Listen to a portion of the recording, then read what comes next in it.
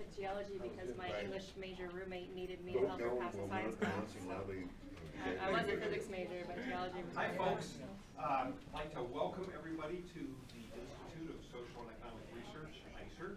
I'm Gunnar Knapp, the director here for another 3 weeks. And I simply like to state that you're very welcome here, and also this is a most impressive turnout. In fact, probably one of the biggest turnouts that I've seen for an ISER seminar in many years, so must mean something. And to introduce our speaker today, I'd like to invite Diane, who kindly arranged for his visit, to tell you something about it. Hi, I'm Diane Hirschberg. For those who I don't know, I direct a little center here called the Center for Alaska Education Policy Research. But I really know Greg through the Arctic community. I'm involved as a council member for the International Arctic Social Science Association, and we got to know each other through the Arctic Human Development Report writing, and it's just been a great treat. Greg's been here as an Fulbright Arctic Initiative scholar. He comes to us from University of Saskatchewan, where he is a professor in the School of Environment and Sustainability and founding director of the International Center for Northern Governance and Development. And so Greg's been here working on a couple of projects, but this is really a different piece of his work, which is going to be fun for us to hear about. And I'm hoping that after his talk, there'll be some time for us to talk about the implications of this for Alaska and as well as across the Circumpolar North. So welcome, Greg. No, thank you very kindly. Thanks all for coming out. And it's kind of you to say it's one of the biggest crowds probably after I speak. There'll be small crowds thereafter. But anywho, as Diane was saying, this is a small piece in working on issues around capacity building and working with Diane on that, and around issues around sovereign wealth funds in the Alaska Permanent Fund, and looking at for Canada at provincial and at especially Aboriginal communities. So a discussion with Aboriginal Trust in building long-term fiscal sustainability. But a little further around my background as well. I've been working on Aboriginal governance issues for about 25, 26 years now. And part of it has led me into, I guess you could call my moonlighting job, which I got drawn into on 3 different sets of negotiations. And so I've actually worn a hat as a negotiator at 3 different tables for the provincial government of Saskatchewan. Then moving to a subsequent table for the Federation of Saskatchewan Indian Nations, so I've been a negotiator for them. And currently I'm a negotiator for industry, so it's on for Sask Power. And it's a small world, but you end up different folks, and it's interesting because sometimes you're switching sides of the tables with folks in Saskatchewan is a small place. But I'm currently involved in a set of negotiations. There's a couple of seats up here and one in the middle there, if folks want to come on in. But there's a hydro facility in northern Saskatchewan, and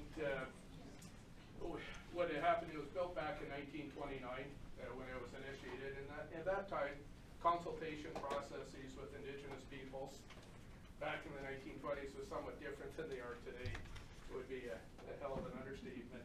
And anyhow, there's litigation right now by one of the First Nations with SaskPower, Government of Canada, Government of Saskatchewan, and a mining company that was the original builder of it. But in 1981, our Crown utility, state-owned utility, we only have the singular utility in terms of power production and distribution in the province of Saskatchewan. Inherited. When you inherit the assets, you inherit the liabilities that come with it. But interestingly, why part of coming to a global settlement to resolve those outstanding issues about the hydro dam and past flooding, etc., we're having a very good discussion about renewable energy. And this is becoming increasingly an important discussion point, frankly, across Canada. And it's, as you'll see later in the talk, very important in our province of Saskatchewan. And so one of the things we're very, very fortunate about with Initiative and working with folks here in Alaska has to learn a lot. And hugely grateful for that opportunity. So that's a bit of the context. So my interest in this actually has applied policy. It's real. It's not a theoretical thing in a textbook. We're actually trying to negotiate these into an agreement. And I would fancy to say, when we're looking at this, when I want to walk through this talk, it's critical, I think, to have this discussion as it's occurring in Saskatchewan, as it's occurring in Canada, within the broader context of Aboriginal relations or relations with Indigenous peoples. You can't extract it. It's not a technical question. It's not a one-off policy solution. It sits within a broader context, and I want to walk through that, and I think that's vitally important. And you're going to see in a bit, also talking a bit about where that fits in relation with our experience in the resource sector elsewhere. Because I think that's a very important telltale where we may be able to go in the renewable resource sector.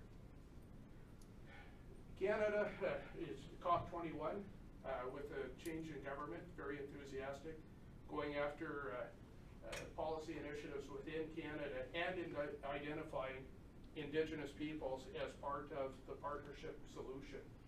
That's identified at the federal government level, certainly at the provincial government level. But one of the interesting things, if we're going to build out, certainly in Canada, greater renewable energy, much of that energy is going to be produced in traditional territories of Indigenous peoples. There's some that could be on farmland that's already developed, but a lot of it is going to be in Indigenous lands. The second thing, not only the production, but we're also talking distribution, transmission lines go across Indigenous lands. And so those are going to be, everyone kind of looks at green energy as benign, friendly, hug a tree, we're all good. It's not that benign. I mean, there's a little more complications. And if we look at renewable energies in the past, particularly in the 1970s, whether it's in Canada, Norway, or elsewhere, actually renewable energy, particularly hydroelectric development, has been a source of considerable conflict in the past. And it actually remains a source of considerable conflict in a number of areas. You go to northern Sweden, for example, where they are building windmills in northern Sweden. It's on reindeer pasture herding areas where there's been limited consultation. Herders would suggest even no consultation. So again, what would seem benign to solve a global greenhouse emission problem can actually create a lot of conflict at the local level. Transmission lines in Norway, transmission lines even in Saskatchewan, those can be sources of conflict today. So I want to point that out.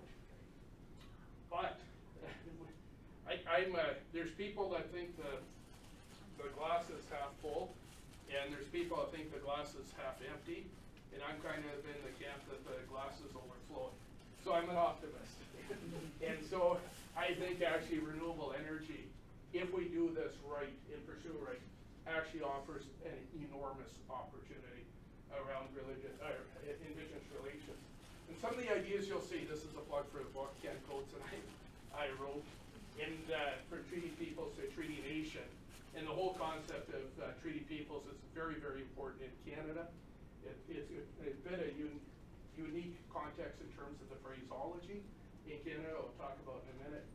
But this is kind of our roadmap for where we ought to go, we think. And as I say in all my talks, if there's any errors or mistakes in the book, of course, those are Ken's fault. And I do, before I jump in, do want to give a big shout out and a thank you. I'd be remiss to Fulbright, the Arctic Initiative, and to the taxpayers of the United States. It's been a generous, incredible program, once in a lifetime opportunity to share knowledge. Very grateful. Obviously, folks here at the Institute for Social and Economic Research and Diane has been an incredible colleague and gracious host. But there's Gunnar, there's Matt, there's a whole bunch of folks here I can go around the room. The Alaska Center for Energy and Power, which has offices obviously at UAF up north, and then and offices here have been kind, and the folks here at the Institute of the North have been very gracious. And last but not least, it's interesting. And I mean this quite sincerely. It is a shout out to Alaska and Alaskans. There's a lot of folks that aren't affiliated with academic institutes here have been incredibly kind and generous with their time with me, and I do want to make a huge thank you for that. But But it's interesting when I look at Clifford's shirt, it just kind of reminds me of Canada. You guys can stand up for a second so people can see your shirt. There's, within Saskatoon, it's a story my mom told me. So it must be true. And it's between Saskatoon and Minneapolis, we actually have direct flights on Delta Airlines in Minneapolis. And there was an American couple in Minneapolis airport, and it was January. And they saw another couple, and they're wearing kind of clothes like Clifford's wearing. They thought, that's kind of odd for January, wearing clothes like that. So the husband of the American couple, the wife says to the husband, why don't you go ask those people where they're from? And he says, well, I don't want to ask them, they're strangers, I don't want to intrude. But she kept begging against, finally relents. He says, okay, I'll go over. So he saunters over and says, I don't mean to be intrusive, but my wife and I are kind of curious, where are you folks from? Well, the husband of the other couple says, Saskatoon, Saskatchewan. So he saunters back to his wife, and she's all excited. She says, so what did they say? Where are they from? She says, I don't know. They don't speak English.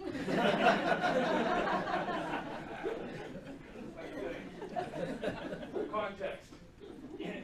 So a big part of this talk I'm going to line up is about Indigenous relations in Canada and Saskatchewan, and also looking at, very importantly, in our province, but across Canada, the mining sector has a real indicator of what is possible. Building a treaty nation, and I think this is really important to understand.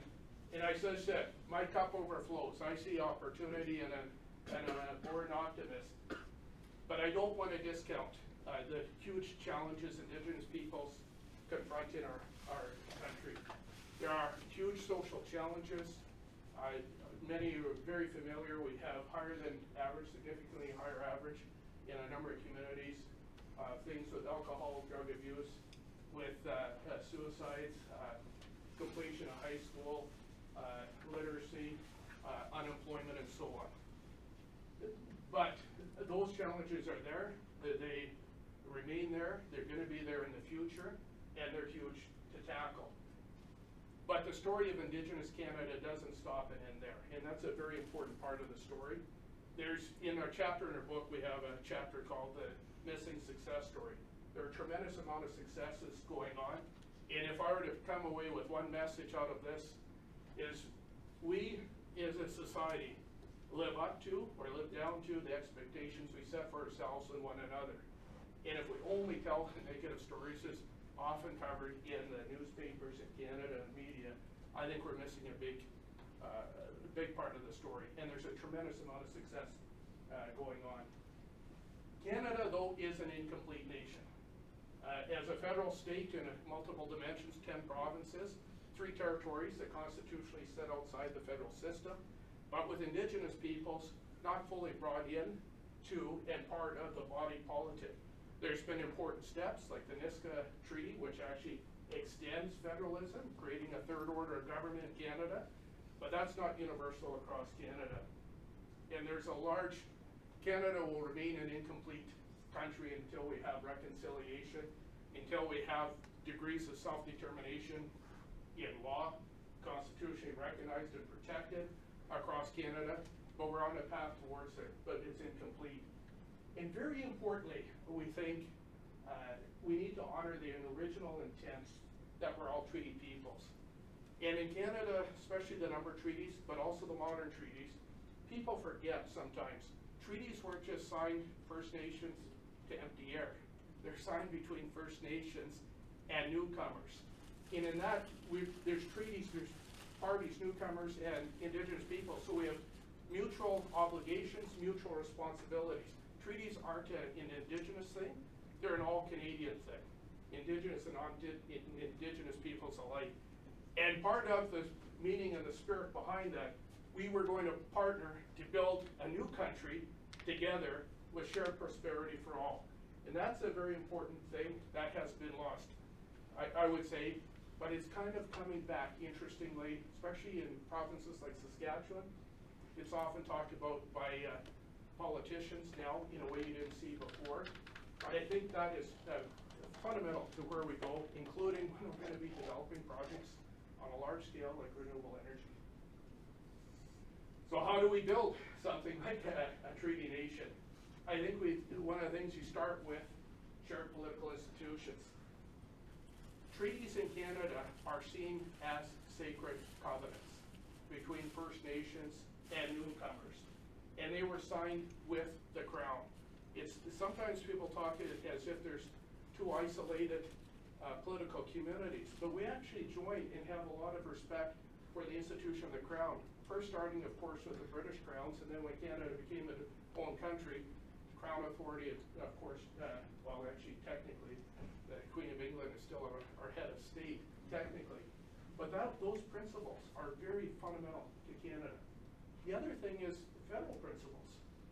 We accept in Canada a notion that we are a community of communities.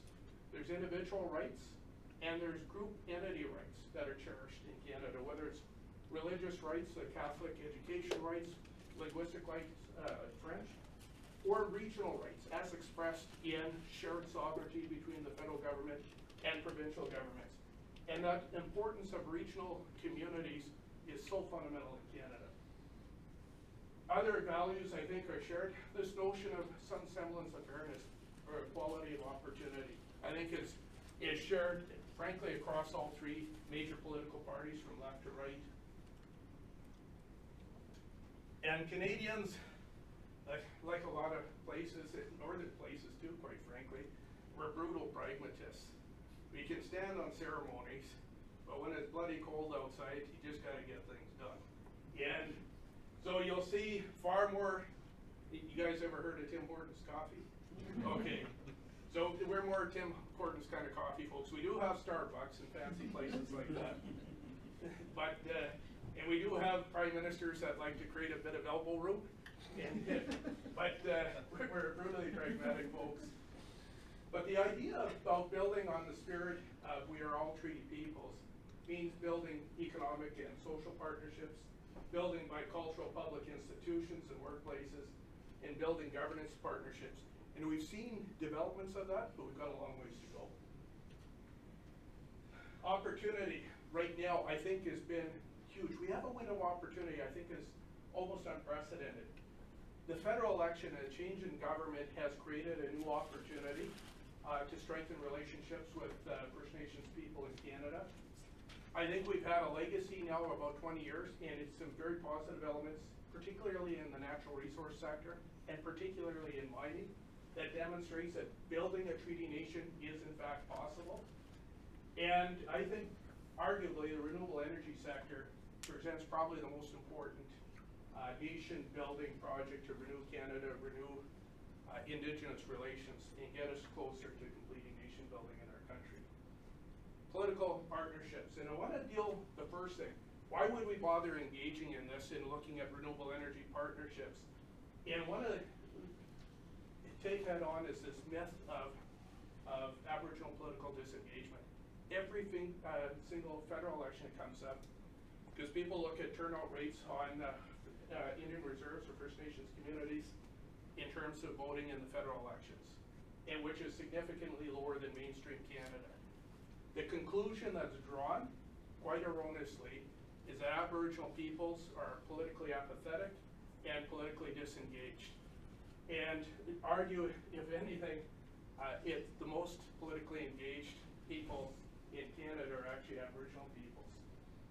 If we look at turnout in elections, we did a study, it's about a survey of about 800 people in northern Saskatchewan.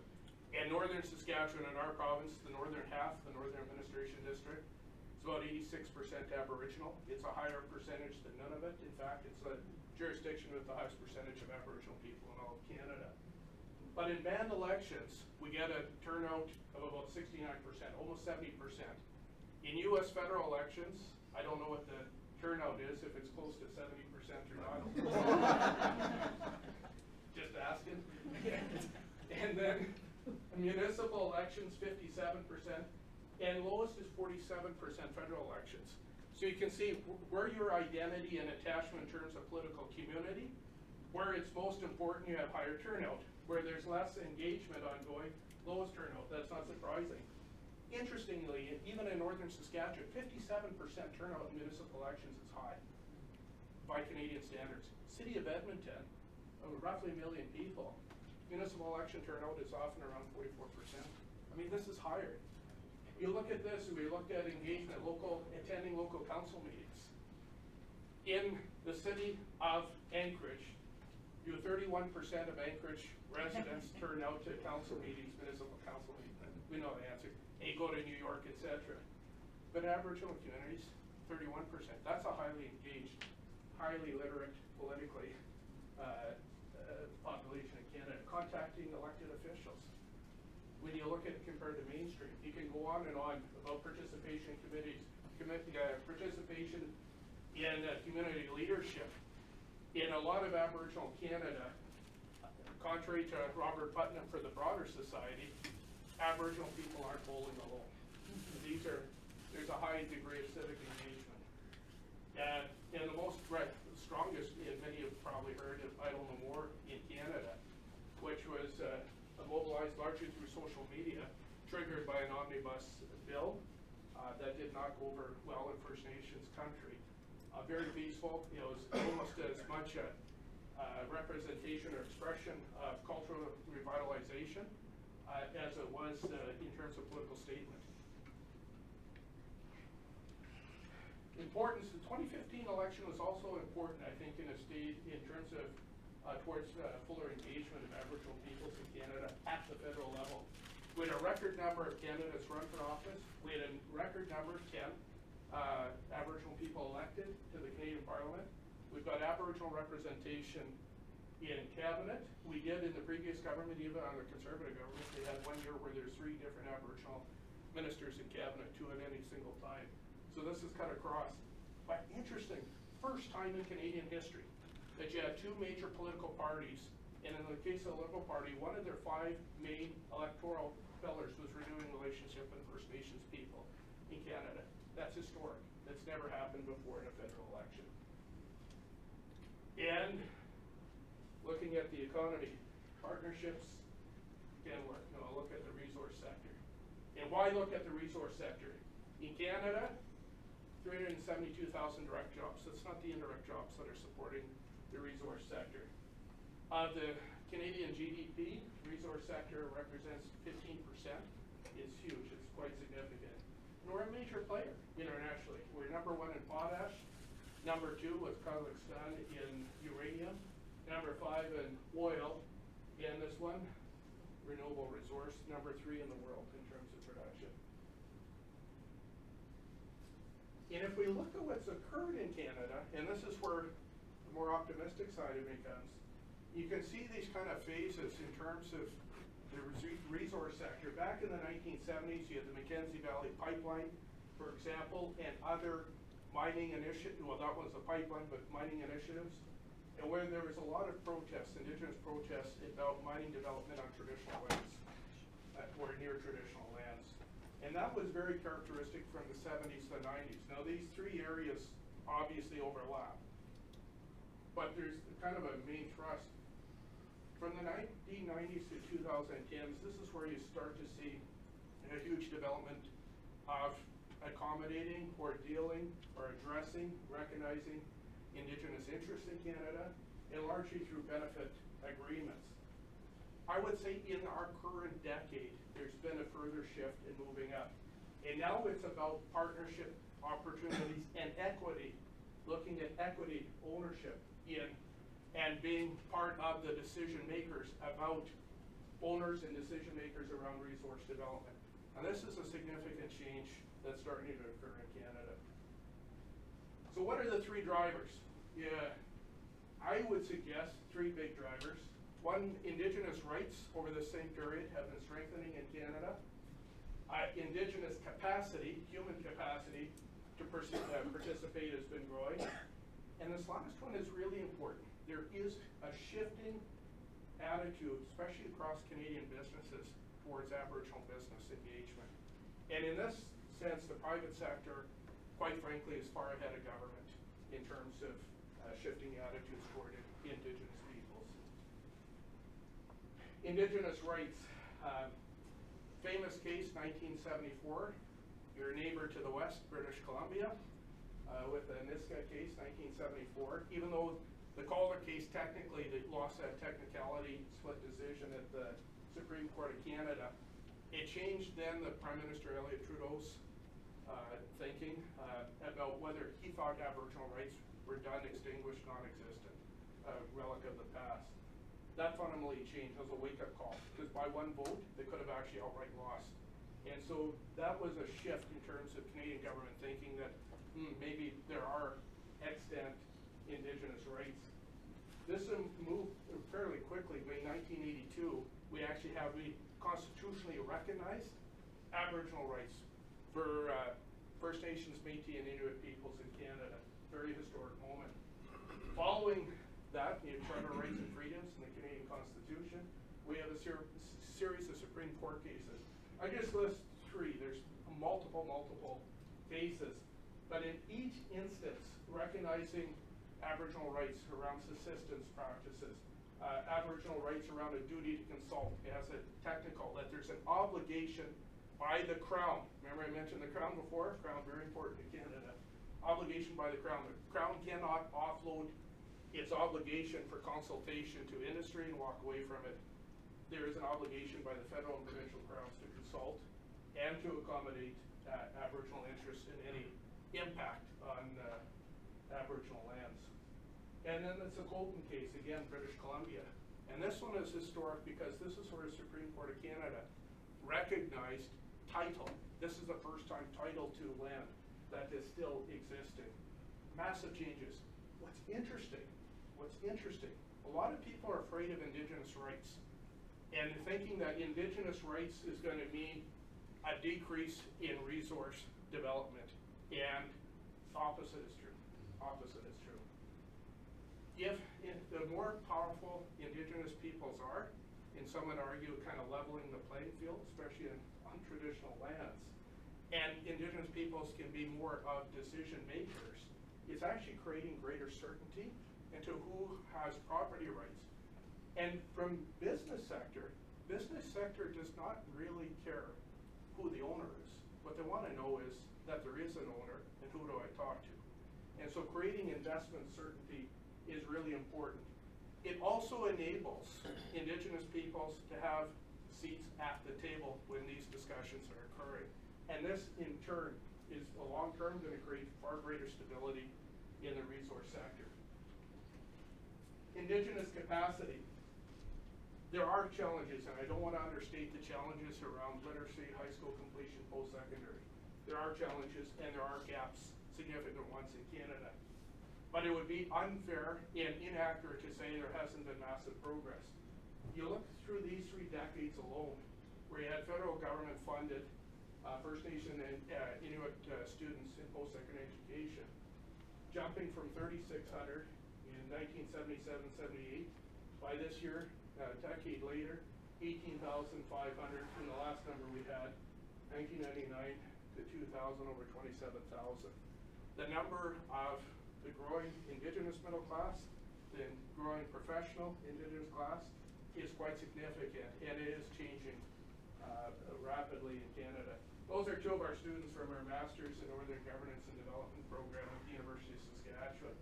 That's Osimus and Blake, 2 of my students actually, and they're both from Northern Saskatchewan, one from Peter Valentine Cree Nation, the other from Lac La Ronge Indian Band. But as we like to say, University of Saskatchewan's never going to change Northern Saskatchewan. Well, Northern Saskatchewan's going to change Northern Saskatchewan. And as post-secondary institutions, all we do is provide tools, but we aren't going to change. Northerners are going to change the North. Now getting down to business, so let's ask the tough questions. And this is on the economic. We've got Indigenous rights going, we've got capacity increasing, but what about business? And in Canada, there's a greater involvement of the state sector, as I understand, compared to the United States. So government plays a more interventionist role or supportive role in economic development, and it's just the nature of our country. And so these kind of investment decisions, especially on public dollars, and should governments show good money after bad? And I think, to me, an obvious answer is no. Why would you waste taxpayers' dollars? Don't ever throw good money after bad on projects. And should governments invest in communities with low economic growth potential? And I would argue, no, that's kind of a waste of money and resources. And should governments mainly invest in the most entrepreneurial class in Canada? In my argument, well, of course, but invest where you're going to get your greatest return. Don't invest in where you're not going to get a high rate of return. To me, that just makes good economic sense. So where do we see, when you look at globally, in the United States, what would be a good, we've got a couple of economists here, what would be a good GDP growth rate in any given year nowadays? A couple of percent, 2.5? Yeah. Would be pretty good. China, what have they been doing the last 30, 40 years? Normally in excess of 8%, right? Phenomenal growth rate in China.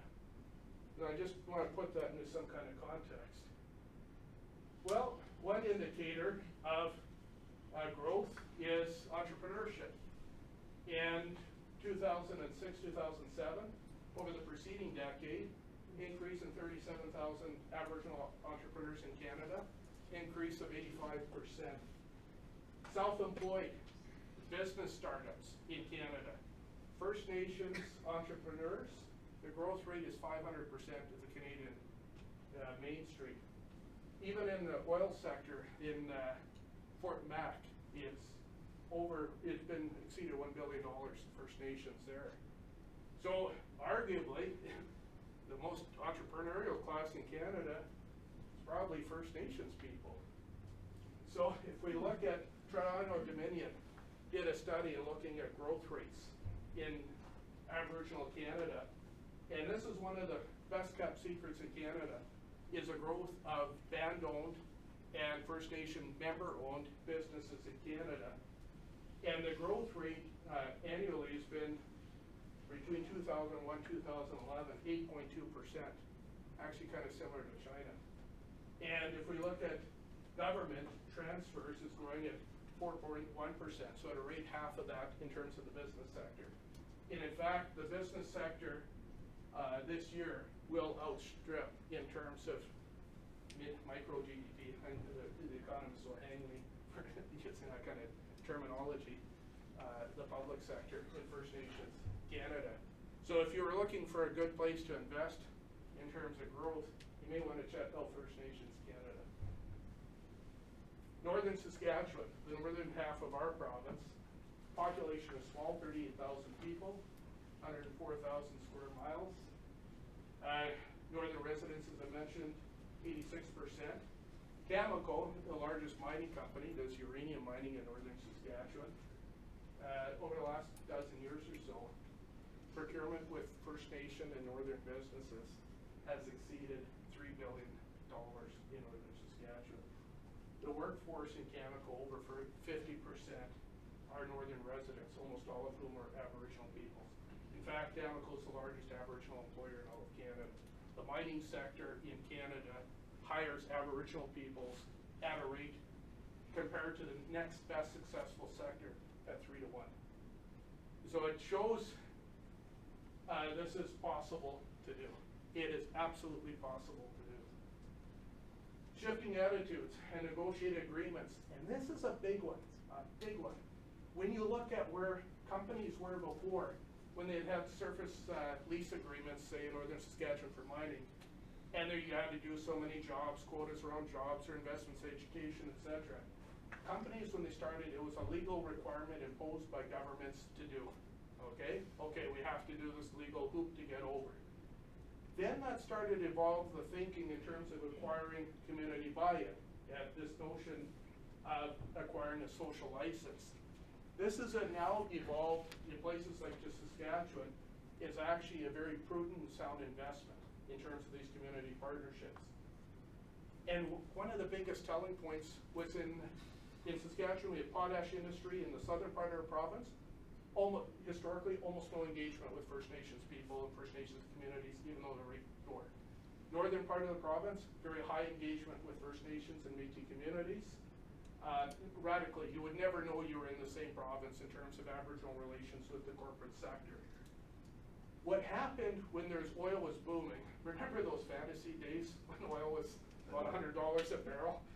It's, and in Saskatchewan, we share your pain in Alaska. We produce 25% of Canada's conventional oil, and our budget is hurting as a consequence.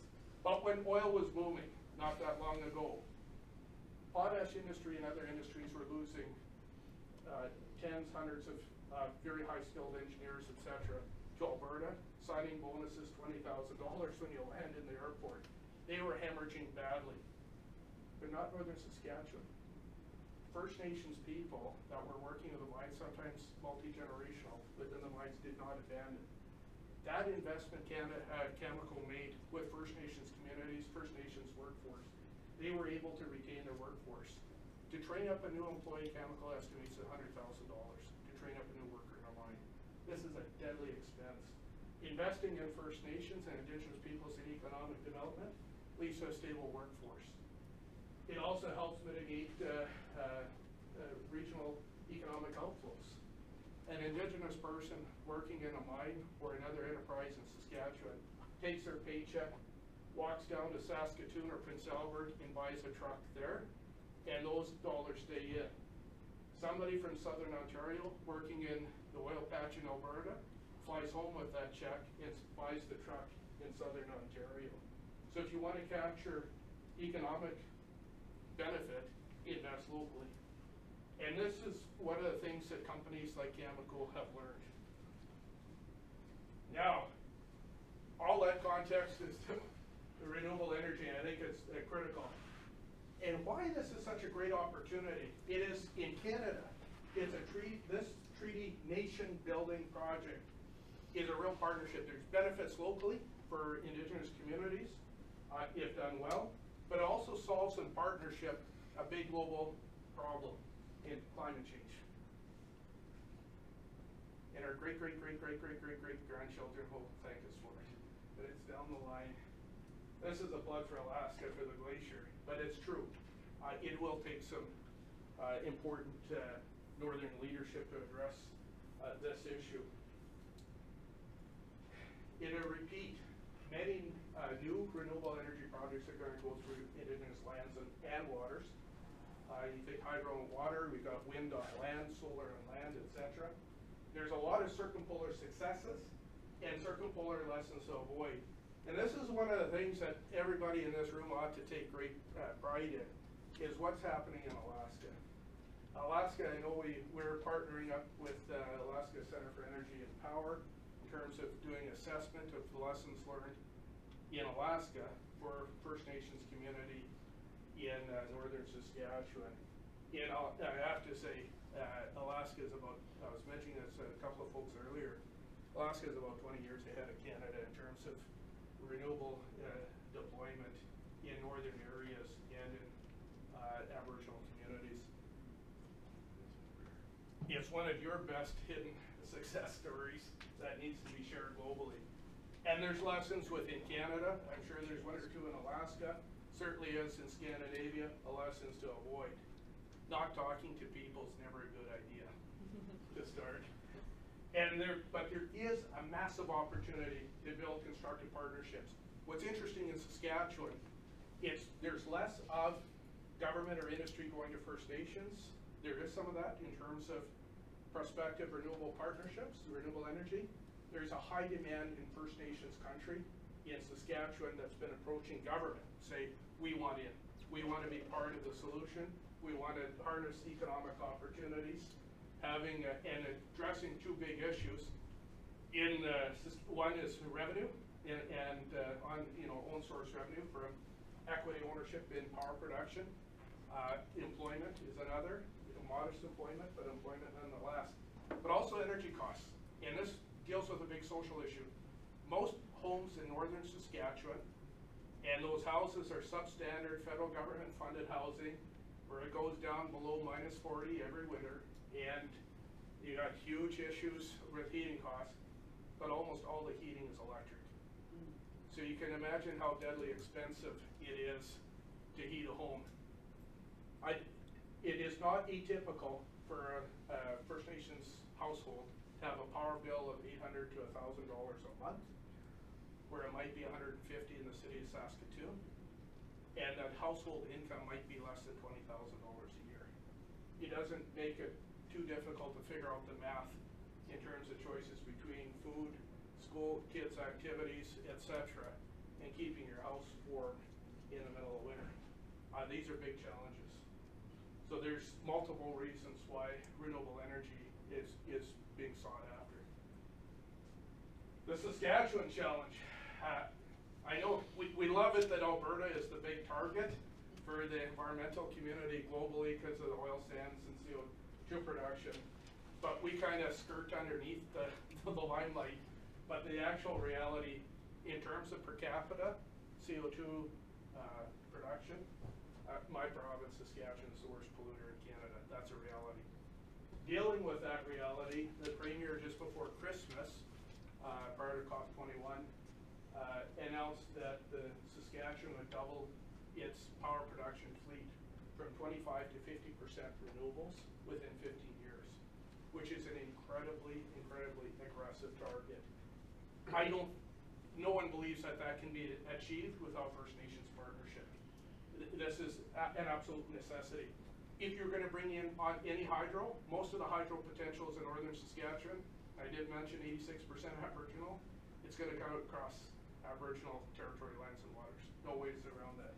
But there's also First Nations interest in the south, whether solar production, wind production, etc. So what have we been doing? And I'm going to come to this one last because that's another shout out to Alaska here. But we did create, the government created in partnership with the Federation of Saskatchewan Indian Nations, a thing called First Nations Power Authority, which we'll talk about. The sustainable ownership, and this is really important. I talked about those partnerships and equity ownership in a biomass plant with Meadow Lake Tribal Council, and equity ownership in a new hydro facility with Black Lake First Nation. And I'll talk about that at the bottom, at the end. So here's an interesting dilemma.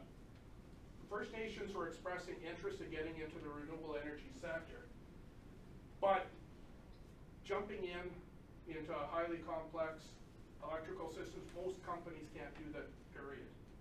And having that human capacity, whether it's engineers, whether it's assessing what kind of technology could be deployed in what regions and so on, was limited for a lot of First Nations communities. The other thing is coordinating and negotiating power purchase agreements. So those two things were big challenges that the Federation of Saskatchewan Indian Nations acknowledged right off the bat, and the government of Saskatchewan acknowledged. So what they did is they created this non-governmental entity called First Nations Power Authority that's staffed up to help with First Nations negotiating, developing, and assessing renewable energy projects. So that was created. It's the first one of its kind in Canada, frankly. So this is a bit innovative. So you gotta get, but the cool thing, it talks about partnership because it's two entities coming together to solve a problem. So how do we move this forward to create opportunities for all? And this is this partnership that builds those kind of relationships towards creating a treaty nation. Meadow Lake Tribal Council also initiated a biomass plant initiative. It's not built yet, and the financing is still being negotiated. So here's Saskatchewan. I should have probably put up a map earlier. It's Saskatchewan is kind of hard to spell for a lot of folks, but it's really easy to draw. You just that's the trade-off. Right up in northwest Saskatchewan, that's where Meadow Lake Tribal Council is. And Mystic Management is a forest management company. And Meadow Lake Tribal Council has been 30, 40 years been involved in the forestry sector. So there's a long history in the forestry sector.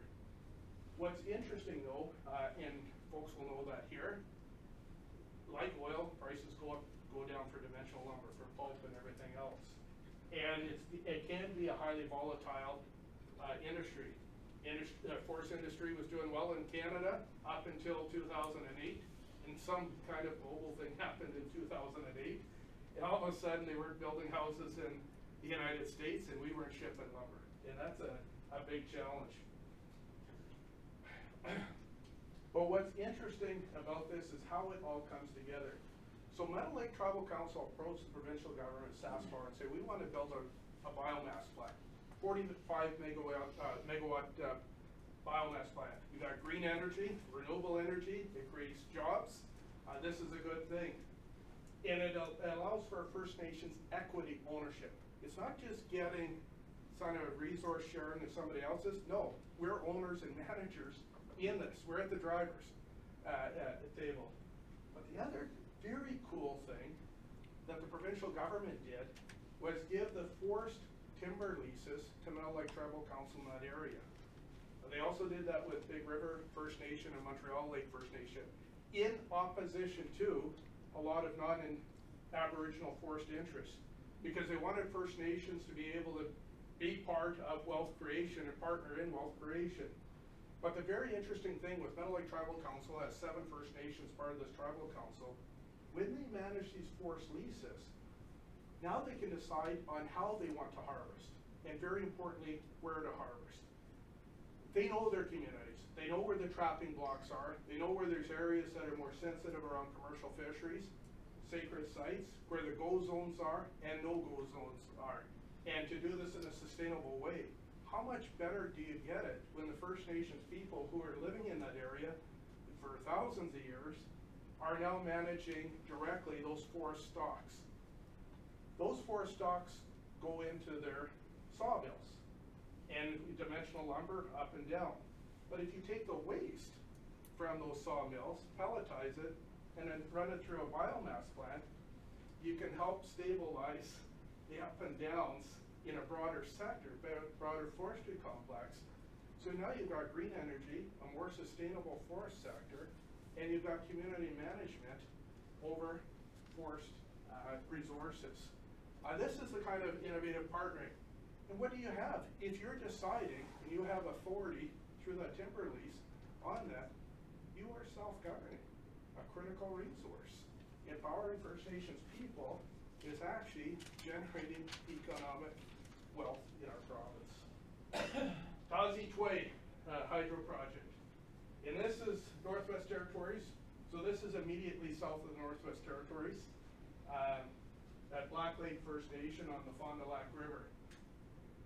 And what's interesting about this particular project, again, this one's negotiated. It's going to be a 30% equity ownership model. It's about 50 megawatt power production, and it's run a river.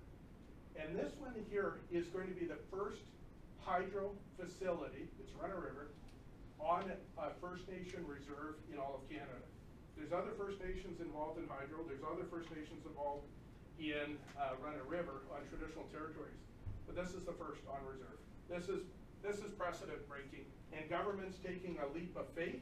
Leap of faith's got to go both ways. First Nations got to take a leap of faith, government's got to take a leap of faith, and provincial government did, going to build a facility on a First Nations reserve. This one here, if you want to hear more about this story, that's the website for it. It is wickedly cool. And Lee. What does Run a River mean? Run a river? So you know the traditional James Bay kind of dam, you get a river, big gorge, build a huge concrete wall, fill it up. These ones don't do that. What you do is, you might have a slight diversion. You typically tunnel through rock below so that you don't change the natural flow of the river. And after it runs through the turbines at the very bottom and reconnects up, so you don't wreck the ecosystem that way. I did that, I just didn't think of it. Okay, you just didn't think, I knew what it was. Fooled you. But what's interesting, Saskatchewan, they probably have the video on this website.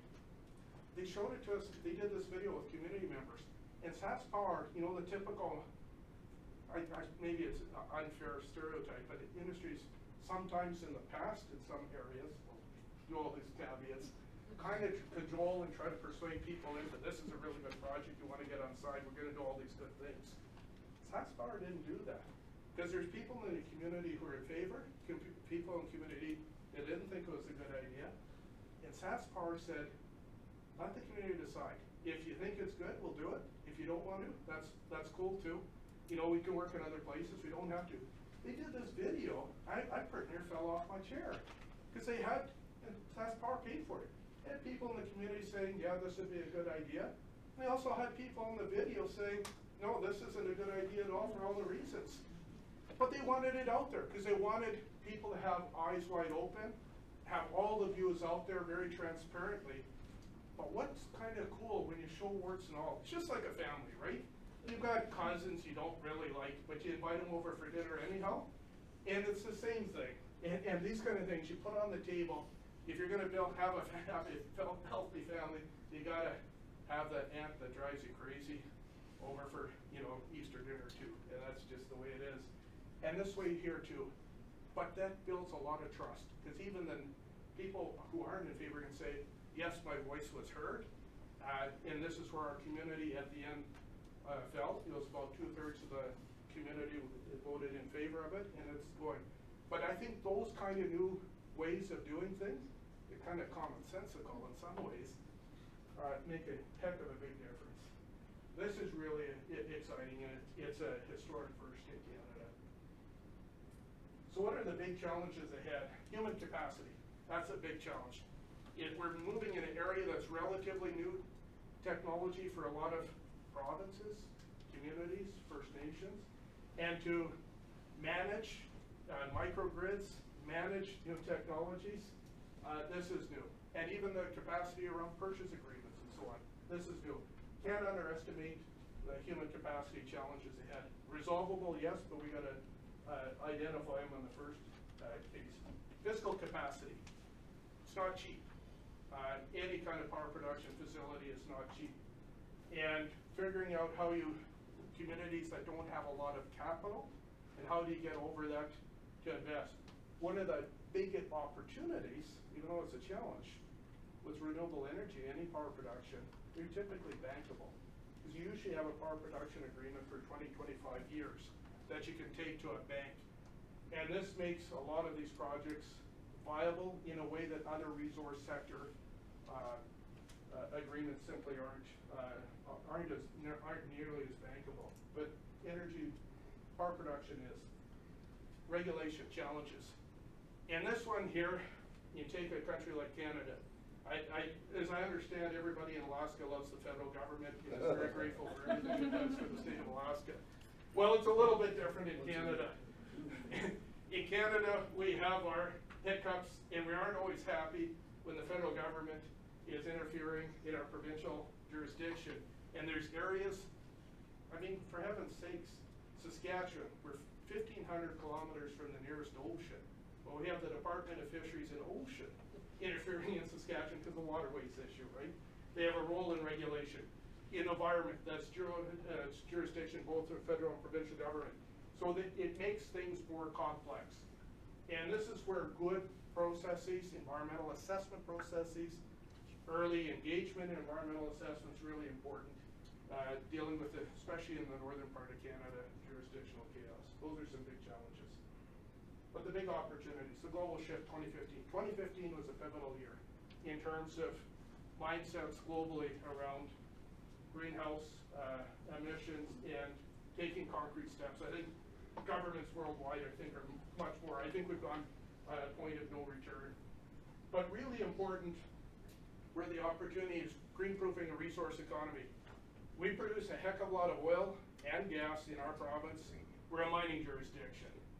If we don't get on board with renewable energy production, we're going to get shut out of exporting our natural resources. The Norwegians have been smart. They're Vikings, right? So they go around stealing and pillaging all over the world. Nothing's changed. And so what they've done, they're a large producer of oil. And how do they get oil to market? Their energy production, 110% of their power production is from green energy. And in fact, they're a net exporter. So if someone wants to criticize their oil production, who, us good people? We're doing all this green energy. How could you dare criticize us? We've got to do the same kind of thing. And I'll tell you this, and to put my cards on the table, I'm a supporter of the Keystone XL project.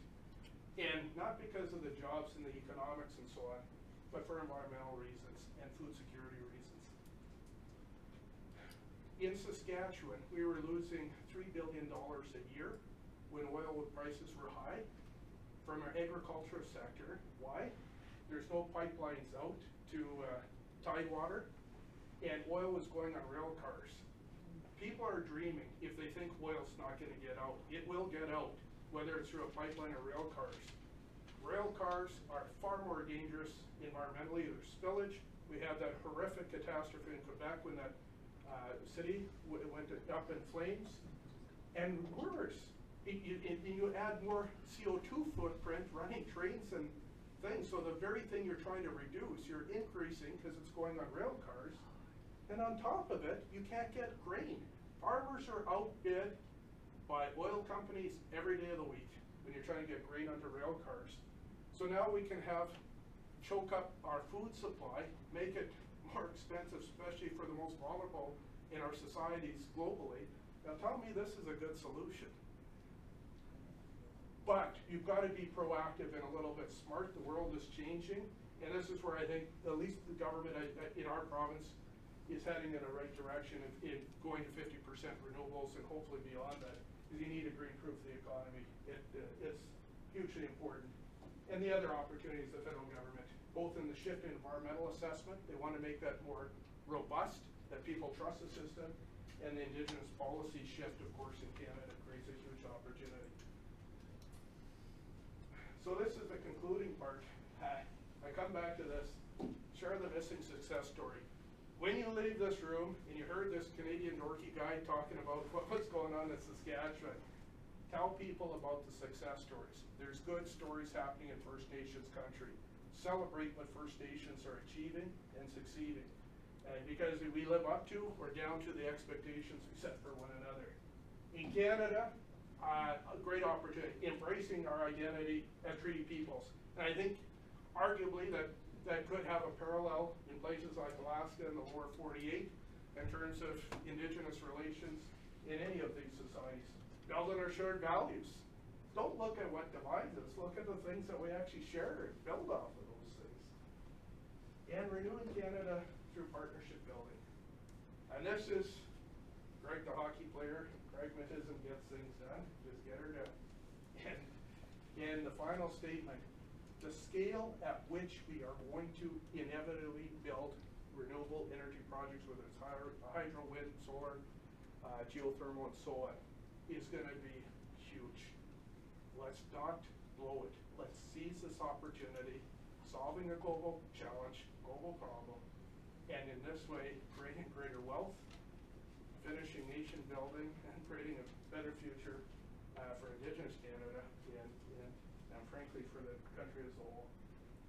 And that's my story, and I'm sticking to it.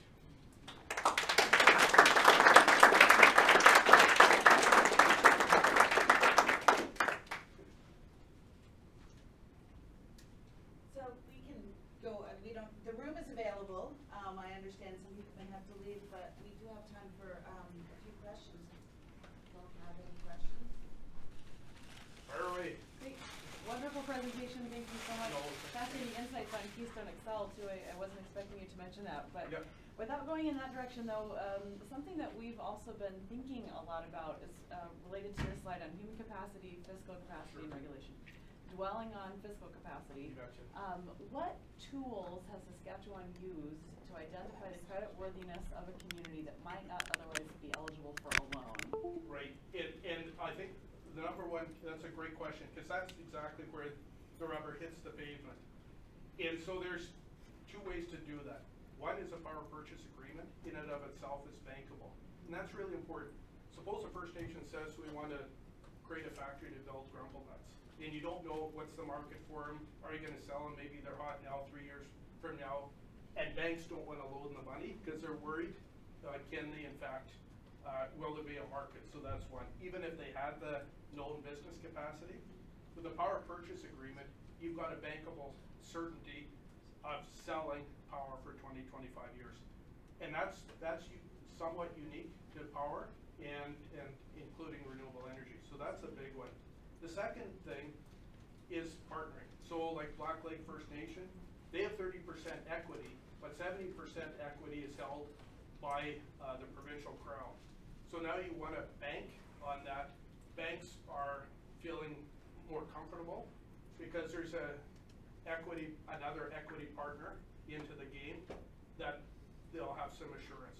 That's a second mechanism. And the third is things like why that First Nations Power Authority was created. So you have people with some expertise in that area that are vetting and assessing. So if you had a community of 300 people that said they want to build a 200 megawatt solar facility, and they say, have you ever done that before, right? But you have First Nations Power Authority might say, okay, given who's in the community, what's likely you're able to manage, what's feasible. Maybe it's a super, like you're in Prince Rupert where it's super cloudy, and solar ain't so good. But in a windy area, maybe the wind is better. That kind of vetting also creates greater certainty so that First Nations Power Authority can play a critical role. So those are three ways that make an enormous difference.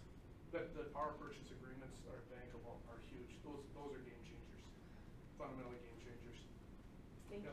Yeah. Howdy. I was just going to say for her, in Alaska, ANCSA corporations form a lot of that function, so that where you have ANCSA corporations are often willing to work with local communities, and they have the sort of the economic critical mass to provide the stability for other financial institutions. Does Canada have a similar regional level coordination between the First Nations? It varies. The answer is yes, but it's not universal. And so like NISCA itself is almost a tribal organization in itself. There's 4 different communities in oversight. Metal Lake Tribal Council, 7 communities, and partnership. James Bay with the Cree and Inuit, also similar kind of overarching. So, but it varies. It's very regional. It's idiosyncratic. It depends on circumstance, but not coming out of the Land Claims Agreement in the same way the Alaska Native Claims Settlement Act generated the regional local corporations. One comment to this gentleman here. The ANCSA corporations are going to vary regionally a huge amount on how they work with the local communities. Some don't even work with them at all. But my question is, on the U.S. federal side, land policy is done in D.C. It's not done even according to our statehood compact here. Okay. So in Canada, however, federal policy has transferred land management to the provinces, if I'm not mistaken, and resource development decisions are local now. How has that impacted the development of Indigenous production? A tremendous question, because that's a big one where the rubber hits the pavement on any kind of resource development. So constitutionally, when Canada was set up, 1867, originally 4 provinces, land and resources belonged to the provincial governments from the get-go. So there wasn't actually a transfer of authority over land and resources to provinces at the get-go, with an exception, and that's in the prairie provinces. So when Alberta, Saskatchewan in particular, joined Canada, or became provinces, similar to Alaska in 1959, us 1905, they didn't have those powers and authorities. Those got transferred in 1930 with the Natural Resources Transfer Act. So in those instances, and this is important because that came later, 25 years after. So we had asymmetrical federalism within Canada on land and resources rights of provinces. That was rectified in 1930. However, First Nations opposed that. They don't accept the Natural Resources Transfer Act. They said that transfer of federal authority to those provinces in 1930 was unconstitutional, because there was no consultation with First Nations on the transfer of that authority from the federal ground to the province. So that one there is a very political issue in Saskatchewan. Saskatchewan is operated as if it, and who knows what would a Supreme Court of Canada decide? Nobody knows for certain. A lot of things folks think they would actually validate, but when you go to court, you don't know the outcome. And so that is contentious. In the territories, then you've seen this actual devolution, which is still constitutionally held by the federal government, but delegated authority to Northwest Territories and to Yukon Territory, which is a little bit different dynamic because it is actually delegated authority. But you're quite right. And if I understand, I don't pretend to understand US or Alaska that well, so I'm going on thin ground. But at least in Canada, for the most part, provinces do have real authority over lands and resources. Water's a little more complicated, because then wherever there's flowing water, then it becomes federal jurisdiction as well in terms, and that's complicated because you do have provincial, like the Water Security Agency, managing water flows, but you need regulatory approval by the federal government on flowing waters like this Tazi Tway. So it gets complex. Yeah. So two questions, one on the scale of development and the other on partnerships with Alaska, both from your last slide, because you talked about that this will be happening at just such an incredible level of activity, but will it be mostly small-scale projects? No. And what about tying into the grid? How does the absence or presence of a grid in Saskatchewan compare to here? That's a terrific question, frankly. There's going to be a real mix. And I'll tell you this, some of the debate in our province is to what extent do you want to get engaged in small scale, say anything under 2 megs, so micro renewables, and then use somewhere between 2 megawatts and 50, the small scale. But when you get into a province like Saskatchewan, where they're, it's the state has the corporation, they're always thinking big. Why would we do something less than 100 megs? It's that kind of scale because of economies of scale. But there's a variety of reasons why it could be advantageous to have a mix of micro, small, and large. So there's going to be a strong emphasis on doing things that are at least medium to large. There'll be a bias that way by governments. That's absolutely the case. The difference when it comes to hydro development, I think the days of James Bay 1, James Bay 2, those days are over. And what you're going to see, especially in hydro development, is going to be predominantly, typically small scale, even if it's up to 50 megs, but it's going to be more than run a river. I think the days of damming up and flooding out lands, those days are gone. So you're going to see, so given that, now how do you tie in? Saskatchewan, I was saying that to a few folks earlier, we're unique in many regards. So you go to Nunavut, you go to Northwest Territories, Yukon is, I think, largely gridded, but certainly not Northwest Territories. Northern Manitoba is not. There's a lot of islanded communities. In Saskatchewan, we have a lot of fly-in northern communities. The only way you get in is fly-in or ice roads in the winter, but you can't get there in the summer by vehicle. But we've got power lines. They built power lines. Every community in Saskatchewan, big or small, except for one, only one, which has 60 residents, and we have other small ones that are even smaller than that, is on the grid. So we have 2 grids, a northern grid and a southern grid in the province. So tying in terms of types, whether they're small, medium, or large, it's not a big problem then when you've got a grid. It's easier to handle than if you've got islanded microgrids where it's a lot more complex, especially with renewables. So in Saskatchewan, that's not as big a challenge, with one exception. But it is a challenge for some communities in northern British Columbia, certainly northern Manitoba, northern Ontario, and the territories. Those are real challenges. And that's where tie-ins, it's not cheap to tie in, and those are real expenses. And that's going to be some of the debate. But what's interesting is people are starting to look at, okay, when we're calculating the cost, it's not just on the traditional cost benefit from a pure economic perspective. We talk about if you could use small micro or small renewables and deal with brutally expensive heating costs that communities no longer may have to because they have their own utility. Now people can eat healthier diets, let's say, or kids into sports programs or community resources into health facilities. So you can have strengthening those communities. So the tie-in might be more costly per kilowatt hour, but the overall benefit is significant. That's a great question because it's exactly, I know that when I'm at the table when these issues are exactly what you raised are debated. Great question. Just an informational question. What is the percentage of First Nations in the population of Canada as a whole? Sure. And then in the different provinces? And I'm just wondering, what's a way to think about the relative share of First Nations compared with Alaska and the rest of the country? Terrific question. I should have said that at the beginning. I'm glad you raised it, Gunnar. So, Canada overall, 4.5% of the population is Aboriginal, First Nations, Inuit, and Métis. But the regional variation is huge. 85% of Nunavut, which is the largest territory, are Inuit people. You go to Northwest Territories, and 50% of the population, actually just over 50% are Aboriginal people, so Inuit, Métis, and First Nations. You go to Yukon, it's about 25% roughly of the population is Aboriginal. You go into British Columbia, it's smaller. I mean, I'm going to go out on a limb here. I know the northern part, but overall, for sure it'll be less than 10%. But you go into the northwest part of British Columbia, it's about 25%.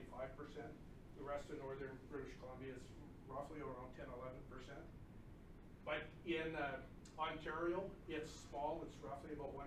It has the largest number of Aboriginal peoples in Canada in absolute numbers. But percentage-wise, it's probably around 1%. But in Saskatchewan and Manitoba, the percentage of Aboriginal peoples is 15% and growing rapidly. So by mid-century, it could be well in excess of 30% of the population of those two provinces are going to be Aboriginal. And these are massive economic game changers. That's significantly higher than Alaska. Okay. So what's Alaska overall right now? 17%. 17%? Alaska Native. Okay. Yeah. So that's But maybe similar to Saskatchewan, Manitoba then. But For growth 50. rates are, I haven't heard any such projection of. Oh, we got high growth rates. Oh, yeah. Oh, No. we have high. I understand, but in terms of. Ours are significantly higher. I'm assuming in large part. Is anyone projecting 30% Aboriginal population or Native Alaskan population in 20 years? I haven't heard it. It's an interesting question, but I sure haven't heard that. I'll tell you. It's growing incrementally. But not that rapid. Many think that it's falling, but it's actually growing incrementally. But I think that rate of growth would be higher than projection. Yeah. Because I can tell you, there's very few people in Saskatchewan who are not, who are unaware of the demographic change. Yeah. Everybody knows it's a real policy issue. Because to be brutally frank, if there aren't as many First Nations people driving BMWs and Hummers as the rest of the population, we're in serious trouble economically. So even if you don't care about social justice and treaty rights and all that, but you care about your wallet, we better figure out a way that we're all successful. That's a huge challenge. Yeah. Huge challenge. No, I was going to reference what Gunnar mentioned in terms of really strengthening the backbone of your presentation. Thank you very much for it. The demographics, absolutely a major factor, and some visualization of, and later you get into the map and show us Saskatchewan, but then also across Canada, the demographics. But another important element, I think, is the discussion on the recognition of Aboriginal rights. You emphasize treaty rights, but I think that progression of Calder, Sparrow, Chilcotin, the major impact that recognition of Indigenous human rights and the legal rights of the people, creating the greater certainty, but that element of, the affirmation of land rights, title to land, as well as in Chilcotin in particular, consultation and consent. I mean, very few people probably know that Chilcotin, that decision references the right of the Indigenous peoples to free, prior, and informed consent no less than 11 times, and also an elaboration of the use of the term control over the land. Absolutely. And that is quite significant and parallels the various different eras that you talk about in the presentation. So yeah, absolutely. That's a great suggestion. You know what? I never thought about doing it that way. If I could actually run those eras along with the empowerment of rights. A recognition of rights. Exactly. And then you could almost run beside it. And this is the counter thing. Folks think that Indigenous people getting more rights is bad for the economy. it's just the opposite. It's actually just the opposite. And to tie the prior informed consent into social license, right? I mean, that is. Absolutely, absolutely. That's a big debate in Canada, because up until Circumpolar, I think there was, and this is still a debatable point about prior informed consent, whether it applied to Canada or not. It was more of it out there in the international law thing, and does that really well? Harper called it a veto. Yes, and it's not. And even, and this is also a mistake. People think that the duty to consult gives Indigenous peoples a veto. It doesn't. It poses an requirement and an increasing threshold depending on impact. And if it's right in a community, well, it virtually is a veto. But it isn't just a blanket veto. And so that's mischaracterizing it. What's interesting, and take your point, who would have ever thought, when you think about the apology in 2008 over residential schools, who would have ever thought it was the Harper government that would be issuing it? But that's how much things have changed in Canada, I would suggest, in a very positive way. And Harper government, for heaven's sakes, he had 3 cabinet ministers that were Aboriginal people. Who would have thought? I mean, now it's becoming not even something so much to highlight, it's becoming just a normal expectation. Exactly. And when I don't even make a presentation about that, hopefully in a few years, then we know we're really making progress. It just becomes part of the fabric. So I think what we should do now is kind of move into something more informal. You're welcome to stay and continue the conversation, but I want to thank